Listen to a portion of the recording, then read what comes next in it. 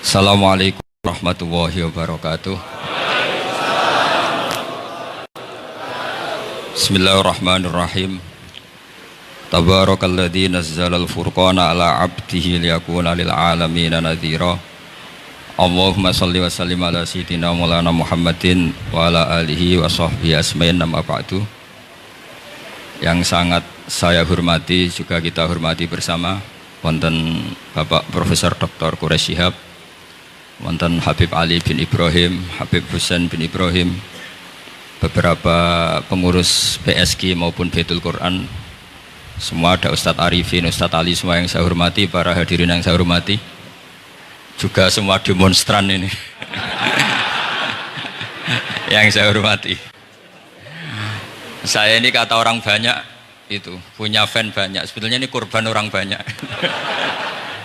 karena ngaji Quran itu sulit, mereka nggak mau ngaji, pasrah sama Pak Quraish, pasrah sama Gus Bak, terima mateng gitu.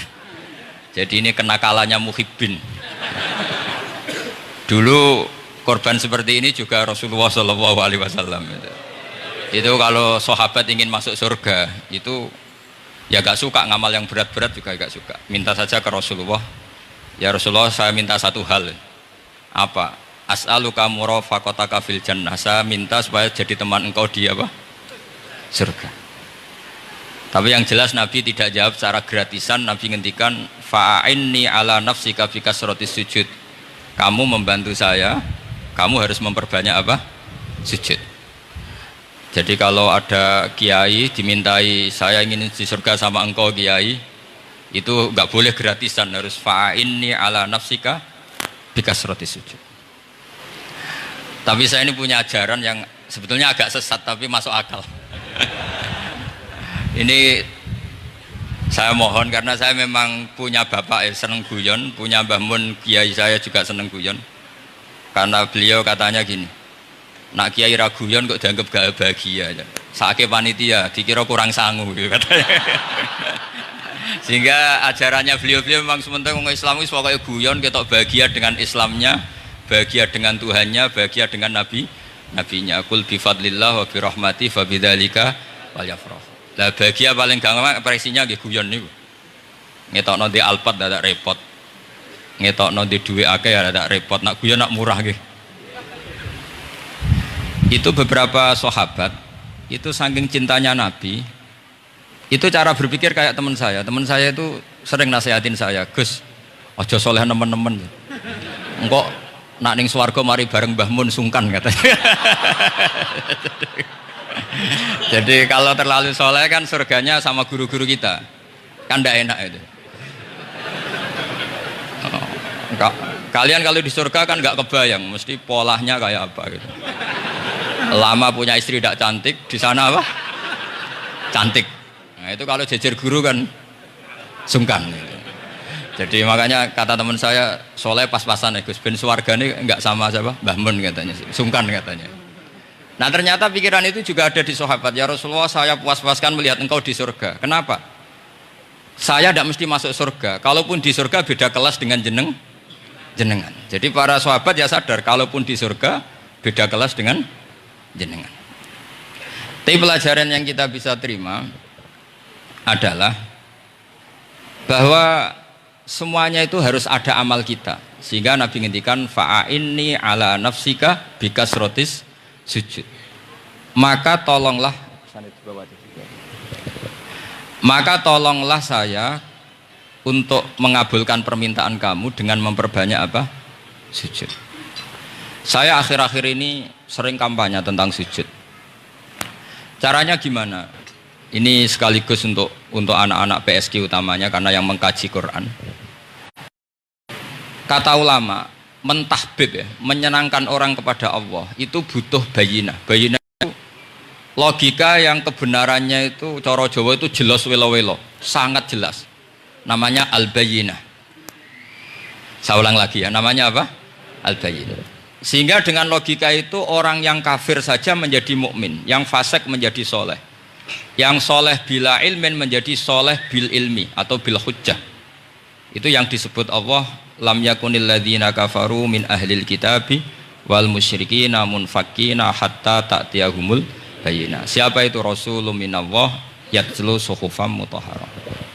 Jadi kemampuan argumentatif itu yang harus kita bela-belain. Saya di sini sangat terhormat karena saya bisa matur di depan Pak Kures. Saya dulu sering baca buku-buku beliau. Jadi saya nggak mungkin jadi pesaing beliau karena saya ini saya ngidolakan beliau, jadi nggak mungkin jadi pesaing beliau. Tapi kalau mutammim ikut menyempurnakan keinginan besar-besar beliau mewujudkan Islamiyah wasatiyah, insya Allah diminta atau tidak diminta harus kita bantu. Harus apa? Nah, bayinahnya apa? Bayinahnya begini. Bayinah itu satu argumentasi yang jelas begini. Ada seorang ekstremis itu, singkat cerita mau ngebom tempat-tempat maksiat. Yang maksiat ini orang-orang Islam juga. Tapi saya tidak nuduh sampean, pokoknya orang-orang Islam juga. Kan. Terus ditanya sama orang Islam moderat, andaikan mereka nanti mati dalam keadaan demikian, aina masiruhum, lalu mereka kemana? Ya ilanar, karena mati dalam keadaan maksiat. Terus ditanya sama yang moderat tadi, moderat soleh maksudnya, bukan moderat liberal, moderat soleh. Karena orang kadang salah paham, moderat itu pikirannya terus liberal, tidak, moderat soleh. Terus kata si moderat tadi, akan adzalika muradan Nabi, apa umatnya masuk neraka itu yang diinginkan Nabi? Kaget si ekstremis tadi, kebetulan ini ekstremis yang masih mau mikir. Terus enggak, itu enggak yang digedaki Nabi. Kalau gitu ya jangan, kita tunggu tobatnya, kita proses bersama supaya mereka mau tobat. Karena dukhuluhum annar itu tidak muradan Nabi, tidak yang digedaki Nabi Muhammad SAW. Nah, cerita seperti ini tentu ada padanannya. Padanan itu artinya kias ya, kias dalam hadis sahih. Saya yakin hadis itu sahih. Kalaupun itu dhaif itu yata'ayyadu bi fatwal ulama, menjadi kuat karena banyak ulama yang fatwakan seperti itu. Saya pastikan itu diriwayatkan Qadhi Iyad dalam kitab Asy-Syifa, juga diriwayatkan Ihya, juga diriwayatkan di Hayatus Sahabah. Di situ ada sekian sanad sing yuqawi ba'duhu ba'dur. Kenapa ini saya utarakan? Karena di kota itu sanggerono hadis itu takokno sahih ta ora. Kadang sing takok ya ndak paham itu.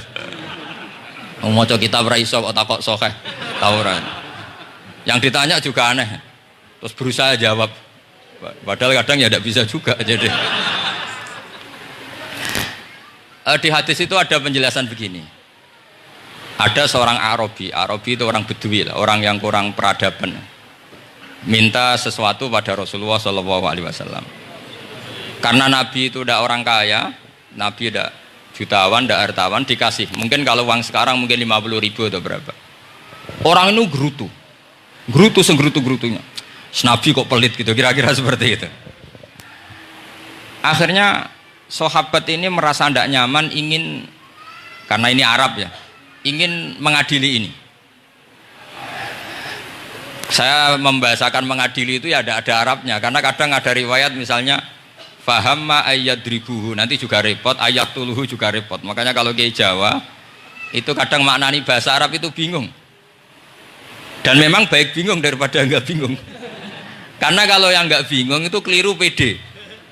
Misalnya jika istri kamu agak rewel, itu begini-begini. Terus ada kalimat wadribuhun, maka pukullah. Itu kalau orang nggak bingung langsung diterjemah mukullah, nanti dilaporkan Komnas HAM gitu. Tapi kalau yang bingung itu akhirnya tatalluk mencari-cari. Ternyata di semua tafsir disebut dorban ghairu mubarrihin, ya mukul tapi yang tidak menyakiti. Jadi kekeliruan itu pasti dimulai orang-orang yang nggak bingung.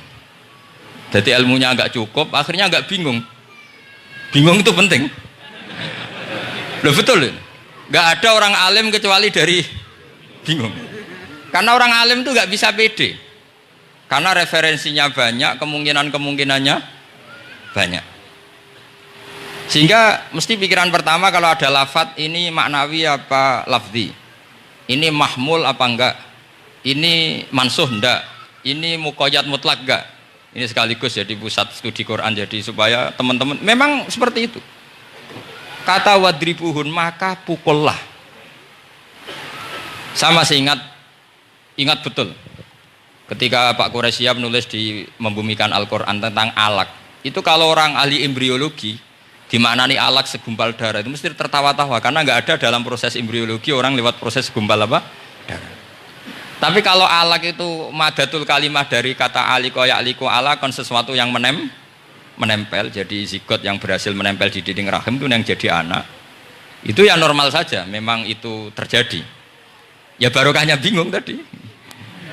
Atau alak dimaknani segumpal darah tapi min haitsul jinsiyah. Artinya haitsul jinsiyah itu sejenis ini, jadi bukan di proses embriologinya tapi di jenisnya, supaya orang tidak sombong diistilahkan min alak, tapi maknanya min jinsil alak, bukan alaknya tapi jenis alak. Itu kayak Abu Bakar. Abu Bakar itu kalau sedang bully manusia yang sombong-sombong itu, kamu kok sombong, kamu itu keluar min makhrajil bauli marroten katanya. Gitu. Supaya orang tidak sombong itu disilakan manusia itu yakhruju min makhrajil bauli apa? Marroten. Kan kamu keluar dari makhrajil bauli berapa? 2 kali kan? Minar rojul lewat penis, terus nanti lahir juga lewat min makhrajil baul. Jadi untuk mengadili manusia supaya tidak sombong diistilahkan keluar min makhrajil baul marroten. Nah mungkin alak kalau maknanya segumpal darah itu maknanya jenisnya seperti ini. Kenapa kamu sombong? Jangan digugat tentang itu proses embriologi, kalau itu tidak ngalami itu. Jadi akhirnya barokahnya bingung itu alak dari proses embriologi maknanya apa? Aliko ya aliku alakon, sesuatu yang apa?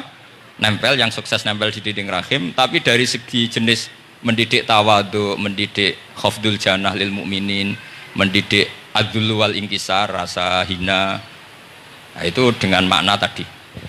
Saya teruskan. Si Arabi tadi karena dikasih 50.000 gerutu terus akhirnya Nabi memanggil Arabi tadi karena mau dipukulin sama sahabat. Nggak tahu mau dipukulin atau mau dibunuh, nggak tahu, pokoknya dikerasin tadi. Makanya nggak usah diterjemah. Kalau diterjemah nanti jadi bingung.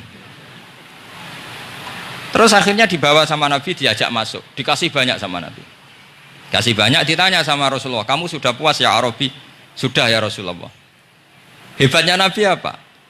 Kamu harus menjelaskan ke semua sahabat saya kalau kamu sudah puas, karena tadi kamu ngomong yang bikin sahabat saya dongkol. Terus sekarang harus mengkonfirmasi. Ya Rasulullah. Di depan umum juga Nabi ikut. Ini Arabi tadi minta saya tak tambah, terus dia puas. Ahakada ya Arabiyu? Naam ya Rasulullah, fajazakallahu min khairin wa asyiratin. Dia tegas, naam ya Rasulullah. Nah, pelajaran dari hadis ini adalah kalimat ini. Ini harus diingat-ingat. Setelah Arabi tadi puas, sahabat juga tahu apa pernyataan puasnya Arabi tadi. Nabi ngetikan begini. Masalu hadza, perumpamaan orang ini dan saya itu seperti orang yang punya unta atau sapi atau kambing yang syarodat, yang liar. Fattaba'ahan nasu. Kemudian orang-orang ikut membantu nangkap. Falam yaziduha illa nufuran. Bantuan manusia-manusia ini malah tambah lari karena ini semua orang ini asing. Bagi unta ini kan asing, yang enggak asing kan hanya pemiliknya. Nah, terus kata si pemilik unta tadi, khallu baini wa baina naqati. Sudah, saya tidak usah dibantu. Fa ana arfaku, biasa lebih sayang kepada unta saya. Orang nggak ikut bantu semua, terus kemudian unta itu dipanggil, fa'akhoda minkum amil ardi, kira-kira diambilkan rumput, terus unta itu mau nurut. Intinya apa? Kalau orang nggak bakat kiai, nggak bakat dai ilallah, kok ngajak-ngajak Islam itu falam yaziduha ila nufuron, kira-kira gitu.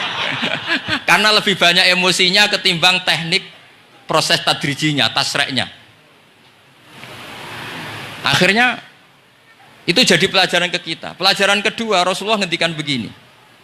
Andaikan kamu membunuh si Arabi tadi, bahasanya yang membunuh. Kalau ini tak terjemah nggak apa-apa, wong andaikan saja. Andaikan kamu membunuh si Arabi tadi dalam keadaan membenci saya, yaitu ngomentari Nabi adalah kikir, maka dakhalan nar. Orang ini akan masuk neraka karena dia mati dalam keadaan sakhitan dan Nabi SAW. Dia mati berstatus benci kanjeng. Tapi uniknya dalam Islam segampang itu. Ketika si Arabi tadi mencintai Nabi itu karena dibayar, karena diservis.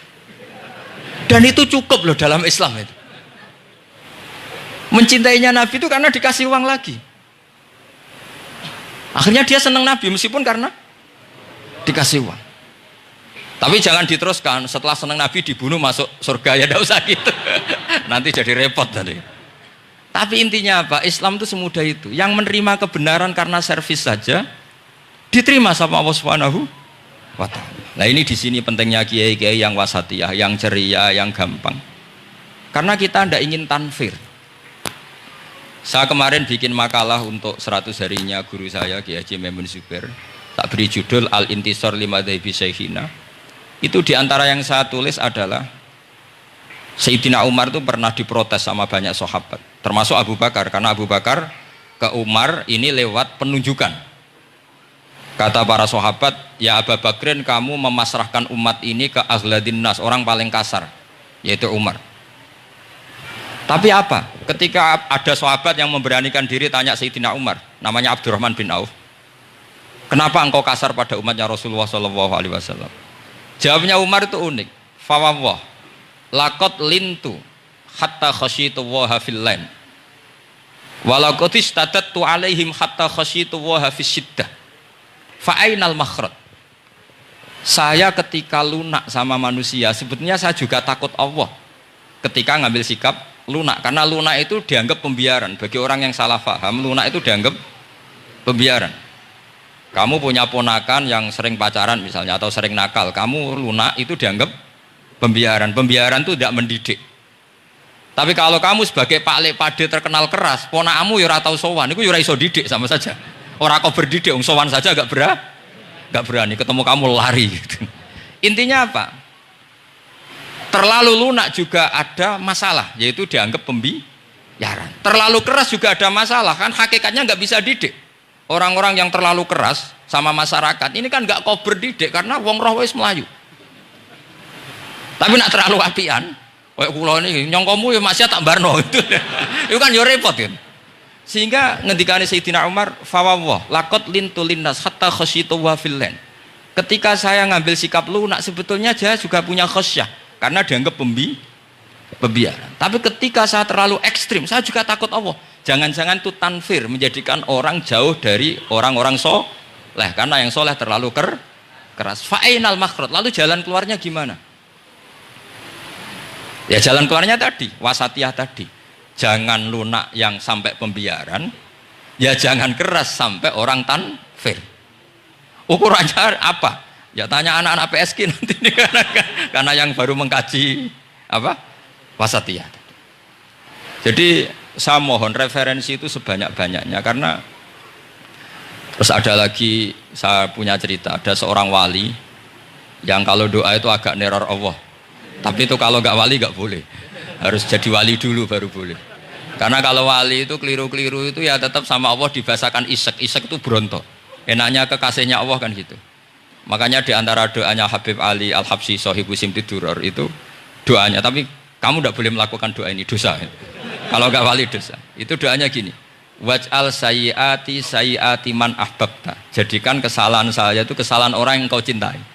Jadi kamane cara Jawa wis kadung disayang, salah-salah wis bener gitu.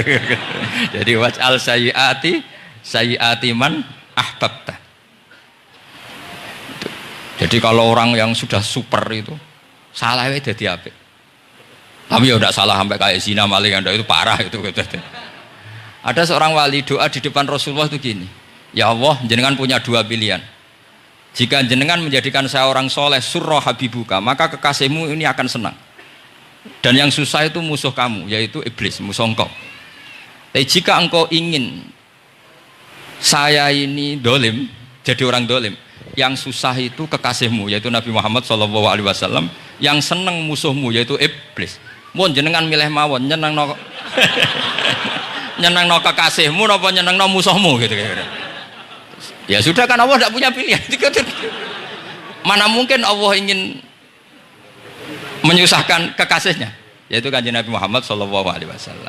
Sama, semua ulama tidak ingin umatnya Nabi matu khinal maksiyah, mati dalam keadaan maksiat. Maka kita berusaha semaksimal mungkin, semoga mereka tobat. Semua Quran itu la'allahum yarji'un, la'allahum yantahun, diharapkan mereka Allah yang Tuhan saja, yang Al-Ghaniyul Mutlaq, Allah yang Al-Jabbar Al-Qahhar saja sama orang-orang yang asrafu ala anfusi masih dipanggil-panggil wa anibu ila rabbikum wa aslimu lah. Allah yang Tuhan saja memanggil yang sedang di luar dipanggil masuk. Masa kita gara-gara soleh yang over, yang sudah di dalam mau dikeluarin? Itu kan apa-apaan itu. Makanya ini pasti tak dukung Islam Wasatiyah ini. Jadi saya dukung itu bihujjatin, bukan karena saya hormat Pak Kores orang sepuh, itu enggak. Memang bihujjatin. Kalau soal dukung karena orang sepuh itu etika namanya. Apa? Etika. Tentu saya lakukan itu, pasti saya lakukan karena itu etika. Tapi lebih dari itu karena bihujjatin wadihah, bihujjatin bayyinah. Memang logikanya seperti itu. Allah yang Tuhan saja selalu memanggil yang luar dimasukkan ke dalam. Masa yang sudah di dalam dikeluarin? Makanya kitab Ithaf, kitabnya Sayyid Zabidi itu, Sayyid Murtado Az-Zabidi, itu bab takfir, itu beliau ngeritik entek ngamek corong Jawa sampai sekian kuras. Sampai beliau mengutip fa innal imama la ayyukhti afil afi khairun min ayyukhti afil uqubah. Kowe de keputusan salah nyepuro luwih apik timbang salah nyekso. Nyepuro salah tetep bener. Tapi nek nyekso bener ora mesti bener. Fa innal imam la ayyukhti afil afi khairun min ayyukhti afil uqubah. Sehingga beliau terus hampir sekian kuras. Coba hadis di Muslim, di Sahih Muslim itu Usamah ya. Kalau di Sahih Muslim itu rawinya disebut Usamah bin Zaid. Tapi di beberapa riwayat ada yang menyebut itu tidak Usamah. Sehingga banyak syarah mengatakan itu ta'addudul waqi'ah, memang kejadiannya dialami sekian sahabat. Itu ada perang gitu, ketika musuhnya terdesak, padahal musuh ini sudah memotong sekian tangan sahabat, ada yang sudah pernah baca sahabat, ketika terdesak dia mengatakan la ilaha illallah Muhammadur, singkat cerita oleh Usamah tetap ditusuk sampai mati. Tapi sama Rasulullah ketika lapor, kamu membunuh setelah mengucapkan la ilaha illallah ya Usamah? Iya. Tapi innama qolaha muta'awwidan, dia mengatakan kalimat itu karena muta'awwidan, nyari perlindungan saja. Afala syaqaqta an batni, afala syaqaqta an qalbi. Sudah kamu lihat di dadanya. Kalau dia betul-betul ngomong karena muta'awwidan, jangan-jangan karena iman betul. Terus memangnya ketika kamu iman, orang-orang sahabat itu rata-rata kan pernah kafir. Memangnya ketika kamu iman tak curigai? Kan enggak. Langsung saya terima, kenapa ini main curiga kira-kira. Sampai seperti itu. Saktinya kalimat la ilaha. Jadi kalaupun diomongkan muta'awwidan saja tetap sah. Meskipun ngomongnya hanya untuk perlindungan dari apa? Safe, dari pedang. Malah ada riwayat lain yang menyebutkan itu udah Usamah di tafsir Qurtubi itu. Itu yang ya ayyuhalladzina amanu idza darabtum fi sabilillahi napa? Fatabayyanu wa la taqulu liman alqa ilaikumus salama lasta mu'mina. Itu kalau di riwayat Qurtubi lebih ekstrim lagi. Si orang tadi tidak Usamah, jelas pastikan itu tidak Usamah. Ada yang lain tidak Usamah. Itu bantah Nabi. Ya Rasulullah, andaikan belah dadanya orang itu saya belah, apakah kemudian saya tahu apa yang ada di hatinya? Jadi Nabi jadi dibantah. Ya rodok khawarid. Jadi Nabi masih dibantah. Kata Nabi, ya enggak, kamu tetap enggak tahu apa yang ada di hatinya. Loh, terus masalahnya apa? Masalahnya begini. Setelah kamu belah dadanya, kamu tetap enggak tahu hatinya kan? Fala anta ta'lamu ma fi qalbi wala anta tusaddiqu ma fi lisani. Jadi kowe udah dadi wong kacuk. Ngerti hatinya yang enggak, percaya lisannya juga enggak. Kan enggak ada hujah yang kamu ambil. Harusnya kata Nabi profesional dong. Nak roh hati ini rujukannya lisan. Lah ini enggak, hatinya kamu enggak tahu, lisannya enggak kamu percaya, langsung kamu pakai itu apa? Seperti saya sama jenengan kan gampang, aku ora roh niate sampean ngaji api apa ora roh. Sementing teko nggon ngaji berarti seneng ngaji. Jadi jelas ada yang diambil. Makanya semenjak itu para ulama rata-rata itu hampir semuanya itu Islamnya wasatiyah. Karena ciri khas agama ini adalah wallahu yad'u ila daris salam. Selalu memanggil-manggil supaya orang masuk. Enggak ada ayat wallahu yukhriju min daris salam, itu enggak ada. Allah mengusir orang min daris, enggak ada. Nah, kalau sampean salahnya orang yang dicintai kayak Nabi Adam nasib sampean. Nabi Adam itu salah karena makan apa? Sajaratil khuldi. Kata cerita-cerita gitulah. Nanti bisa diperdebatkan. Sajaratil khuldi itu nama larangan, sebenarnya itu nama salah sebetulnya.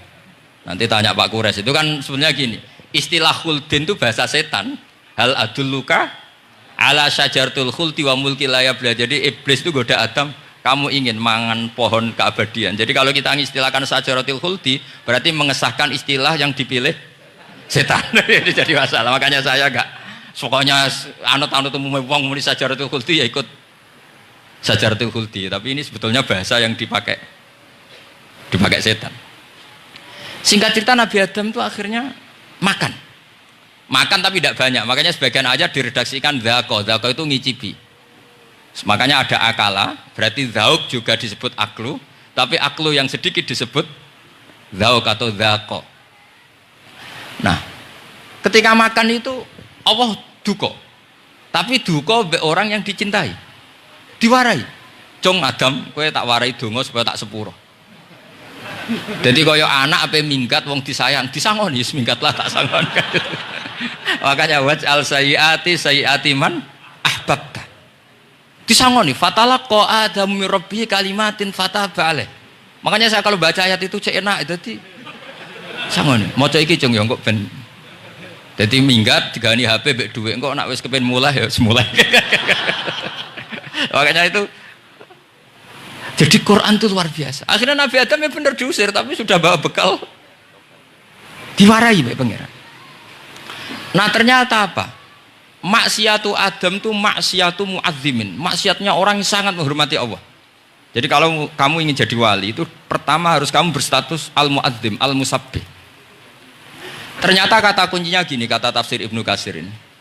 Waqo sama huma inni lakuma laminan nasihin. Saya ini kan muridnya Mbah Maimun, muridnya bapak saya.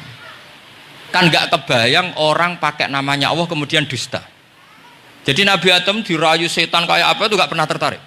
Gak pernah tertarik.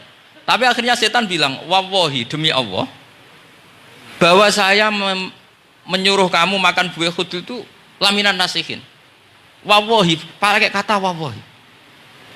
Terus Allah ya sudah merevisi larangan itu, sekarang sudah bilang boleh katanya.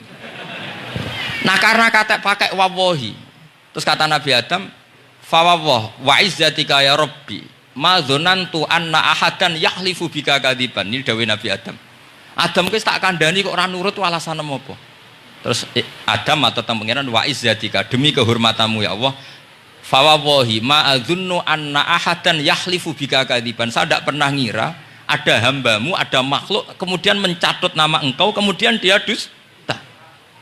Kenapa saya sebut-sebut nanti tadi asmane Mbah Mun?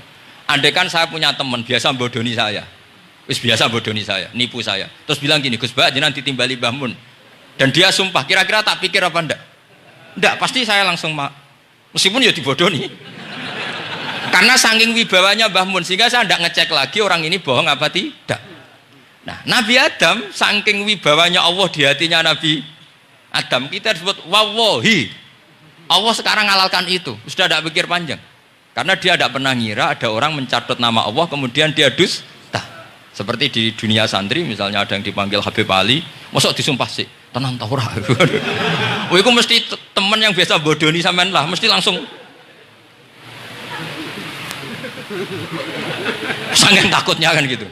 Sampean takut istri dibilangi teman, bojomu nelpon. Wah, langsung ulang.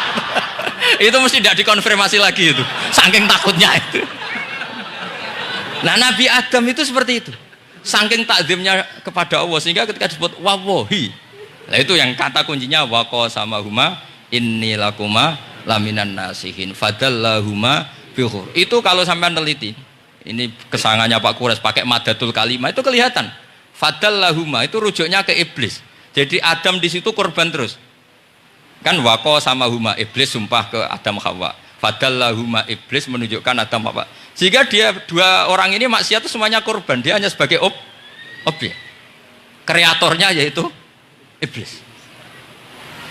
Tapi Nabi Adam sampai tertipu tuh gara-gara tadi. Wa izzatika ya Rabbi, ma adzunnu anna ahadan yahlifu bika kadziban. Ketika menyebut nama engkau, saya tidak pernah mengira ada orang menyebut nama engkau kemudian dia dusta. Loh, saya bayangkan orang paling brengsek sekalipun teman saya kalau bilang Gus sampean dipanggil Mbah Mun, tentu tidak saya pikir lagi. Atau di pondok sini, Kang diceluk Habib Ali, ditimbali Habib Ali. Sampean konfirmasi apa enggak? Enggak kan? Apalagi ini Allah Subhanahu wa Ta'ala. Jadi wong nek sebakat wali, Itu begitu. Nah kalau jenis ini kok salah, itu waj'al sayyiati man ahbab.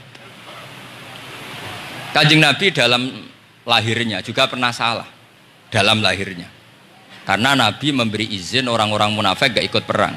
Salahnya secara fikih adalah kewajiban perang zaman itu, karena zaman itu memang orang-orang kafir juga merangi kita, sehingga kita dibolehkan merangi. Jangan hanya cerita Nabi perang berarti perang syariat jarak gitu. Nabi perang karena diperangi. Jelas ayatnya, udzina lilladzina yuqatalun, diberi izin bagi yang ngalami yuqatalun, diperangi, baru diberi izin perang. Jangan langsung bangun tidur perang, itu enggak ada ayatnya.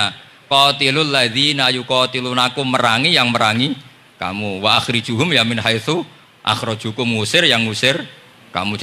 Jadi perang itu akibat bukan sebab. Akhirnya Nabi itu secara fikih itu salah. Secara fikih lah, karena memberi izin orang munafik. Tapi Allah ketika sama Rasulullah Muhammad SAW, karena kekasihnya, ngendikane sudah dimulai afawwahu angka. Muhammad tenang wae wis tak sepuro. Cuma aku takok, kena apa kok buka izin? Tapi itu kalimatnya afawwahu dimulai dengan kalimat yang menyenangkan, afawwahu. Jadi ibarat sampean salah sama orang tua.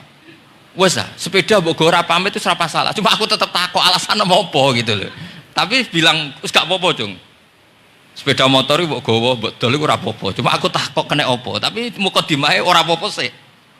Kayak apa Allah sama nabinya. Jadi mengkonfirmasi saja dimulai dengan afawwahu anka. Lima adin talahum. Wong karwan wong munafik gak ndek ngamal malah mbok ora perang. Wis malah ora tau khidmah agama. Jadi makanya terus orang-orang soleh kalau berdoa apa? Waj'al sayyiati man ahbab.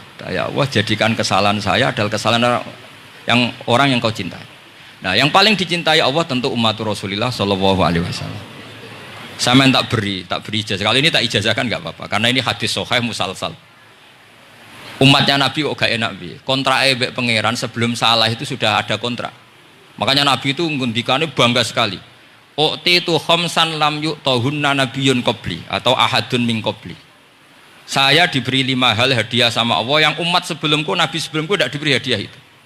Di antara hadiah itu terbesar adalah wa'u'titu khawatima suratil Baqarah. Saya diberi hadiah akhir dari surat Baqarah. Kok ada hadiah gimana? Allah itu sudah naikkan kontrak dengan kita. Kita disuruh doa sama Allah. Rabbana la tu'akhidna in nasina waktu. Ya Allah, suatu saat saya salah. Padahal kita pasti salah. Suatu saat Gusti, suatu saat kita salah. Jangan kasih sanksi loh. Oke, mau oke. Itu itu kok udah enak gimana? Sebelum kita salah, terus naikkan kontrak sama Allah dan Rabbana la tu'akhidna in nasina aw akhtana. Ya Allah, jangan jatuhkan sanksi kepada kita jika suatu saat saya lupa atau salah. Qala na'am, Allah jawab nah. Makanya Nabi senengnya bukan main tentang apa? Saya diberi hadiah akhir surat Baqarah. Tapi sekarang jadi fitnah tadi. Yang kiai NU baca itu dipakai tahlilan, kadang-kadang yang baca agak paham. Yang kritik juga agak paham. Jadi ya sudah, innalillahi wa inna ilaihi raji'un. Sebetulnya itu diabadikan di tahlil itu karena itu surat yang luar. Tapi sebagian yang baca agak paham, sehingga ya dingin saja wong enggak paham. Tapi kalau kita yang paham itu luar biasa, wong belum salah sudah ada perjanjian la tu'akhidna in nasina aw akhtana. Sama Allah dijawab, nah, iya umatem nak salah orang langsung tak siksa. Aman. Maksudnya dintain tobat aja terus salah terus. Kayak apa? Makanya beda. Nabi itu begitu bangganya dengan akhir surat apa? Baqarah. Terus tafsir kedua. Umat ini adalah umat yang sifat Allah itu selalu aktif dan dua-duanya aktif. Ini perlu saya sampaikan berkali-kali. Dua-duanya aktif. Jika orang soleh itu nggak boleh mengadili orang dolim. Itu umatnya Rasulullah SAW. Begini logikanya ya. Pernah ada cerita, ada orang soleh sedang sujud, diinjek sama orang fasik, al-asi lah orang fasik. Karena orang soleh ini diinjek, orang soleh, bawaan orang soleh itu ya kadang gampang marah, bawaan orang soleh. Tapi pas marah itu nyatut nama Allah. Fawawahi la yaghfirullahu laka, pakai nama Allah. Andai kan dia bilang asemane kue itu malah nggak apa-apa gitu. Karena misoh-misoh sendiri itu kan urusan dia. Tapi pakai namanya Allah. Fawallahi la yaghfiru Allahu laka. Allah tidak akan ngampuni kamu. Itu Allah langsung memberi wahyu ila nabi hada zaman, ke nabinya zaman ini. Allah ngendikan gini, ini yang cerita Rasulullah. Mang dzalladzi yata'alla alayya alla aghfira li fulan faqad ghafartu lahu wa ahbattu amalak. Orang itu tak ampuni, yang sujud amalnya tak hilangkan. Kenapa? Allah tersinggung. Wong saya ini bisa aghfir, bisa ngampuni. Kenapa kamu nyifati saya hanya u'adzib? Jadi kira-kira Allah tuh tersinggung. Wong sifatku itu yo yaghfir wa yu'adzib, kok ganti yu'adzib tok iku piye? Jadi sifatku kan hilang sitok gitu. Paham ya? Jadi kalau kamu melihat orang-orang maksiat, pikiran kamu Allah yu'adzibuhum itu enggak fair. Bisa saja Allah yaghfiru lahum. Tapi kamu milih sitok tok, yaitu sifat yu'adzib itu enggak fair. Harusnya ya yaghfiru liman yasha wa yu'adzibu man yasha. Tapi orang soleh ini wallahu la yaghfiru Allahu laka, itu Allah tersinggung. Kenapa tersinggung? Karena Allah hanya disifati yu'adzib, bukan disifati yaghfir. Padahal Allah bisa yu'adzib, bisa yaghfir. Sehingga Wahsy ketika seperti itu, dia qatilu ahabbin nas ila Rasulullah, yaitu Wahsy adalah qatilu Hamzah. Ketika Nabi da'a alaihi, tidak usah diterjemah, itu sama Allah malah Wahsy dikasih tobat. Bahkan turun ayat laisa laka minal amri syai'un aw yatuba alaihim aw. Jadi kita melihat ahlul maksiat, oke kita tidak cocok dengan mereka, tapi tidak cocok tetap berharap mereka tobat. Kita tarbiyah, karena kita tidak boleh nyifati Allah yu'adzibuhum qatan. Mungkin ramal dadi pangeran kok muni qatan. Isa wae Allah yaghfiru lahu. Itu pelajaran bagi kita. Jadi ternyata si soleh tadi ditegur sama Allah. Kamu tidak bisa seperti itu. Mang dzalladzi yata'alla alayya, ta'ala itu corong Jawa sumpah serapah. Kok iso aku mbok sifati u'adzib tok, wong aku iso aghfir. Makanya di Quran itu ada wa yu'adzibal munafiqina. Ayatnya apa? Insya'a au yatuba. Ya, ini dalil-dalil napa? Kalau jenengan mendukung Islam napa? Wasatiyah. Jadi an ilmin. Jadi saya dukung gerakan ini, satu an ilmin, dua memang secara etika. Pak Quraisy itu orang sepuh, tentu pilihan itu setelah sekian baca tafsir, baca referensi, beliau seorang akademisi, profesor doktor. Tapi saya tetap mohon dukung kita itu an ilmin, apa? An ilmin. Memang dari awal Allah mensifati dirinya bisa yaghfir, bisa yu'adzib. Kenapa kita memastikan yu'adzib? Wong Allah bisa yaghfir. Nah dengan demikian kamu menetapkan sifat Allah dua-duanya. Jadi yang soleh ya tetap khawatir jangan-jangan ada masalah. Yang fasik pun tetap ada harapan. Makanya masyhur dawuh Sayyidina Ali yang dikutip hampir semua ulama, apa? Ala unabbiukum fil faqih kullal faqih. Apa perlu saya ceritakan siapa yang ahli fikih sebenarnya? Apa kata Sayyidina Ali? Sebagian orang malah memarfukan ini ke Rasulullah Shallallahu Alaihi Wasallam. Kalaupun ini tidak hadis marfu, dawuh Sayyidina Ali pasti tercermin dari keinginan Rasulullah Shallallahu Alaihi Wasallam. Ketika Nabi ditanya siapa itu al-faqih kul al-faqih atau Sayyidina Ali, malam yuknitin nas min rahmatillah walam yu'amminhum min makrillah. Apapun kondisinya orang jangan putus asakan dari rahmatnya Allah. Sehingga Nabi itu pernah sangat serius ngadepi orang-orang fasik. Tapi setelah di multazam sama Allah ditegur, kalau kamu begitu rahmat saya kata Allah kamu batasi. Semenjak itu Nabi terus rileks. Dan Nabi kalau ibadah itu mesti milih yang paling gampang. Ma khuyira Rasulullah sallallahu alaihi wasallam amroini ilakhtara napa? Aisarahuma, pasti milih yang paling gampang. Termasuk Nabi unik itu tofa rogiban. Semua sahabat itu tofu musyatan, semua tawaf secara jalan. Tapi Nabi tofa rogiban. Jika kata ulama-ulama usul fikih, afdal mana? Ya afdal tawaf secara jalan karena al-ajur bi qadrit ta'ab. Tapi untuk Nabi itu afdal tofa rogiban. Kenapa? Karena Nabi adalah muallimul ummah, pengajar umat. Kalau Nabi tidak tofa rogiban, maka orang akan bilang syarat sahnya tawaf harus jalan. Barokahnya Nabi naik unta, orang mengesahkan tawaf secara rogiban. Tapi saya ini keterusan, jangan nom-nom dong nganggu skuter kok teletabis. Ini kalau ya cocok kan. Wah, ya nak sing sepuh-sepuh itu cara kula berlebihan lah. Meskipun sah tapi Kalau nganti risih, debuan terbenturan yang disai itu. Boyo itibak Nabi itu paling enggak ya kesamaan sepuhnya atau apa Nabi kan. Ini ndak, sementing sah apa? Wah repot ya. Terus bukti berdua gini, kalau Nabi itu ingin ibadah itu paling ringan. Suatu saat setelah Fathu Mekah, Nabi kayak apa rindunya sama Ka'bah Al-Musyarrafah itu, sama Al-Ka'bah Al-Musyarrafah. Nabi saking rindunya minta sama Abu Tolhah Al-Hajabi itu. Minta Utsman bin Tolhah Al-Hajabi. Utsman namanya itu. Minta kunci terus masuk Ka'bah.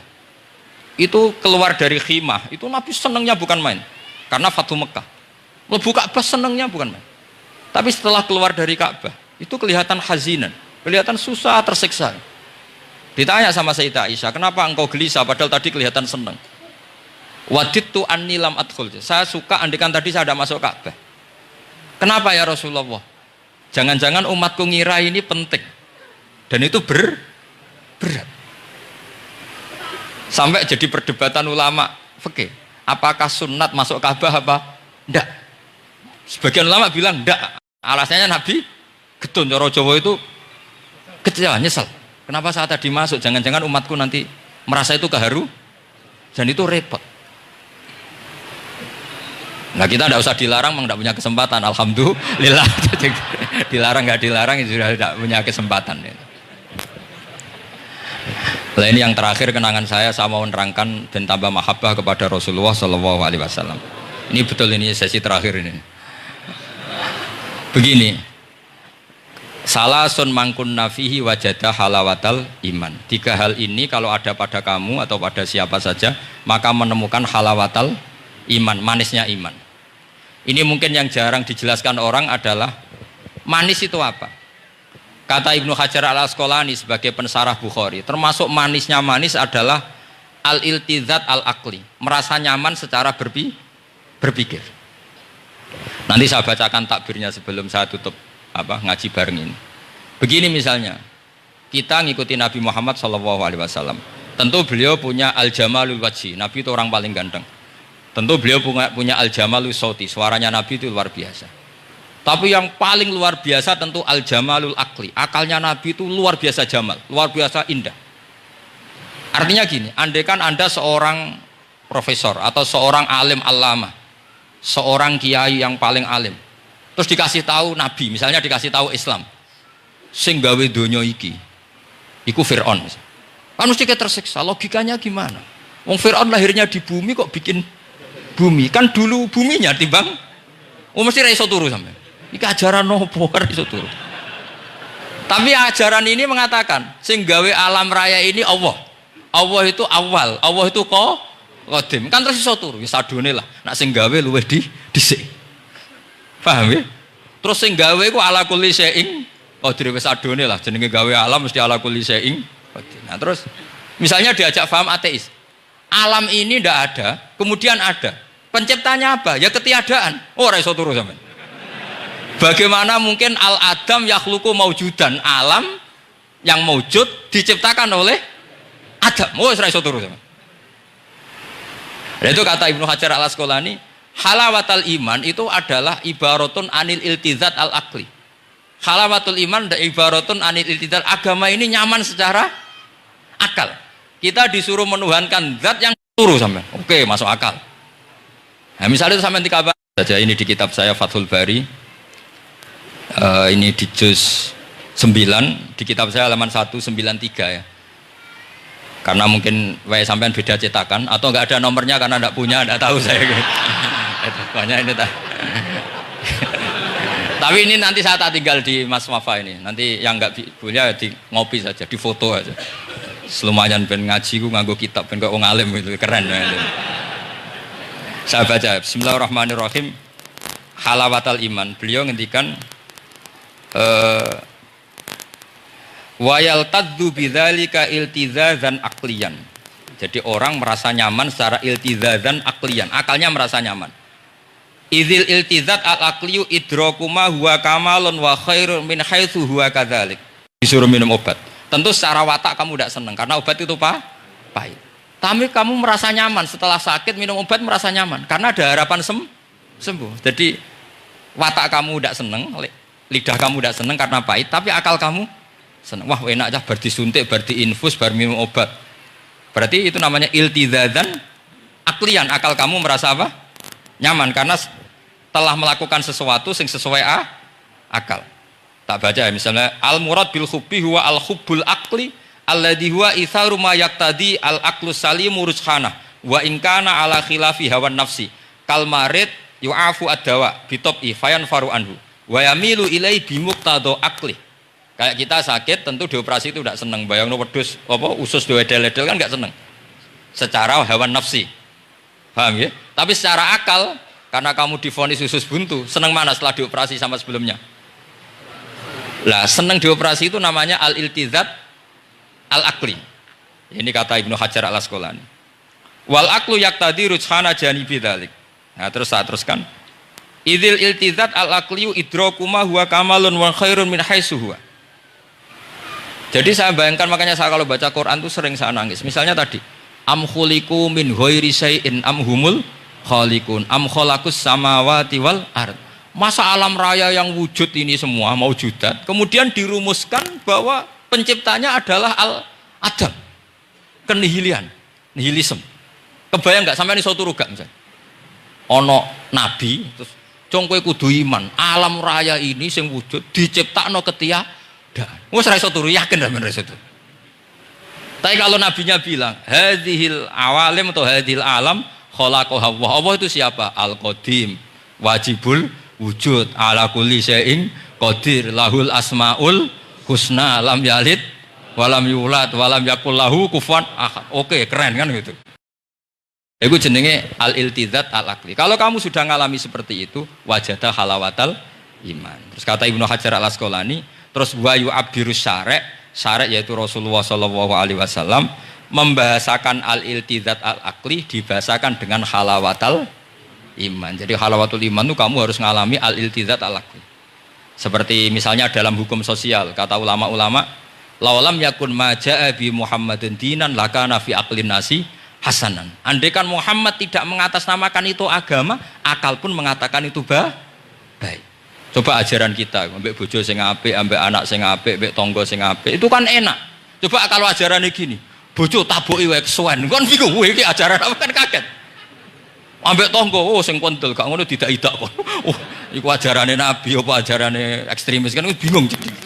Jadi makanya laulam yakun maja'a bi Muhammadin dinan lakana fi aqlin nasi hasanan. Itu namanya al-iltizat al-akli. Saya kira demikian, mohon maaf. Assalamualaikum warahmatullahi wabarakatuh.